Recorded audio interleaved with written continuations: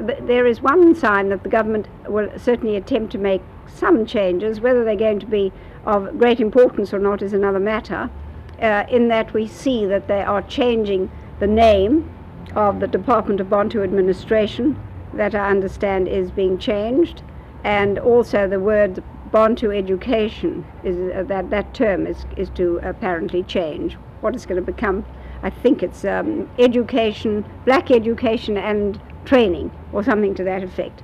But of course you're going to have to change much more than the names in order to try and get some peace and quiet in Soweto, and to get the young people to go back to school, to the high schools. And that of course is what we all want very badly, because to have something like 27,000 children roaming around the streets of Soweto is not a good thing at all. But whether there are going to be any fundamental changes on colour issue is something I personally doubt very much, because Mr. Forster has said over and over again that he is elected with his huge majority on his policy, and therefore it is his policy that he intends to implement and nobody else's.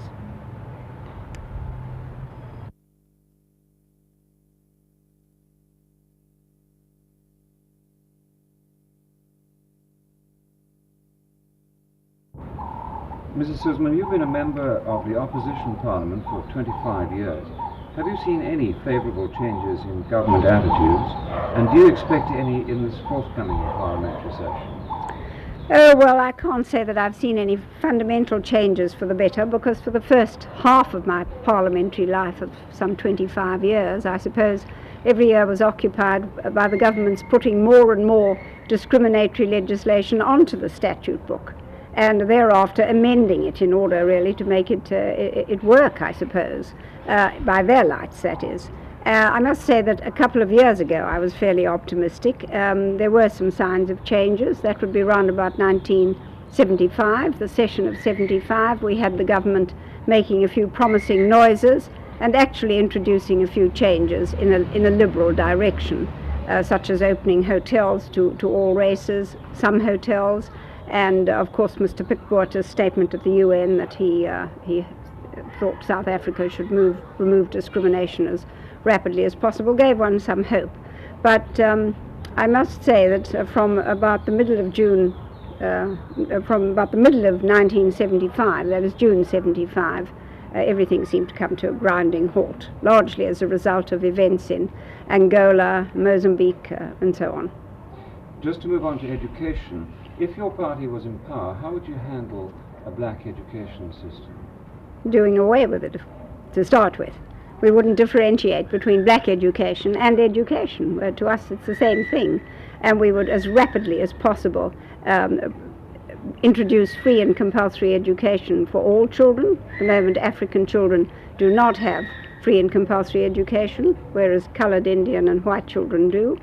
We couldn't do this overnight. There wouldn't be enough teachers or classrooms, but we would certainly start in that direction and phase it in as rapidly as possible. And of course bring the syllabuses into equality, and make Africans generally feel that they were getting the same sort of education, the same quality of education, which they're not getting at the moment, as children of other races. And now to move on to the bannings, I know that you've seen the Minister of Police, Mr. Kruger, recently, and did anything result from that? Well, it wasn't too recent, you know. We saw him, I took a small deputation of Progressive Federal Party members across to Pretoria. That would have been round about November of last year. And I can't say that we got much change out of Mr. Kruger, although I did in fact manage to get permission to visit persons detained under Section 10 of the Internal Security Act, which meant that I was able to see people like Percy Kaboza and Dr. Motlana and Mr. Motabata and Mr. Masala, all of whom are leading members of the Soweto community. And I was able also to visit Mrs. Ellen Kuzweo, who's a leading African lady from Soweto. And I believe that you're trying to see him again. Is this simply in the same vein?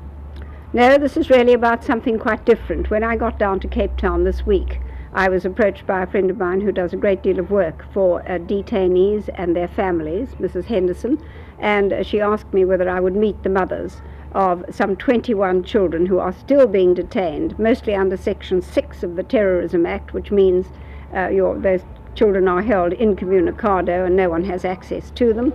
except by very special permission, and I gathered that no parents had in fact been given permission to see them. Now, these children have been, well, they're not really children, they're youths, let's not exaggerate. They are young people between the ages of I think it's 17 to 25, who come from the Cape Town townships, African townships, and they are being detained in terms of Section 6. And I met the mothers yesterday, together with a colleague of mine, Dr. Borain, Member of Parliament for Pinelands, and together we heard their story, which was that the children had been, the young people had been detained from September of last year and are still being held, and they are having great difficulty in obtaining any information about their whereabouts. Mrs. Suzman, thank you very much. Mrs. Suzman, one last question. Could we have a forecast from you, please, for the next parliamentary session? Well, it starts tomorrow, as you probably know, and I think it's going to be a very tough session indeed. I've no idea what legislation the government intends introducing, although we have had a few draft bills submitted during the recess, none of which I might say augurs well. But there are, of course, lots of other measures which the government doesn't announce ahead of time, and some of them may perhaps be even practical bread and butter issues which we would even possibly be able to support. But